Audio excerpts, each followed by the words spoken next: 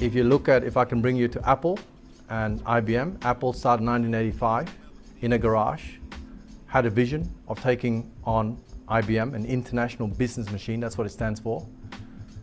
10 years later, or about 15 years later, that happened exactly. IBM became almost bankrupt because the passionate engineers, or the passionate teachers, or the passionate student, or the individual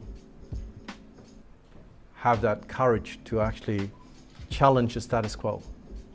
And this school, I invite you to have a look. I'm going to end it here. This school is one like that. One where we invite the best educator, adopt basic systems that have basic ideology or philosophies in the past that is necessary to actually grow a young child in a holistic way. If we, I don't know how many of you have seen in the news sort of at the start of the year, there was a lot of excitement when the results of Australian education were pasted up there, and it looked like Australia had fallen behind, they were saying Kazakhstan and all these other countries. Yeah, in the science, mathematics, but also generally, so across the board, including in English or literacy in whichever language the country is, we've been going backwards.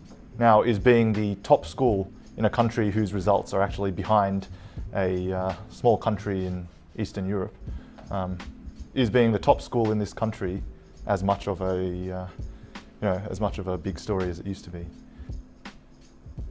So there's two dangers, it seems to me, in relation to thinking about academics as a way to choose a school for your child.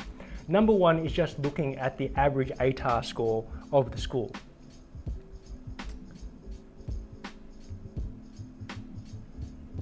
For selective schools, there's the phenomenon of poaching, where the average ATAR of the school is very, very high, not necessarily because the school has enriched the students.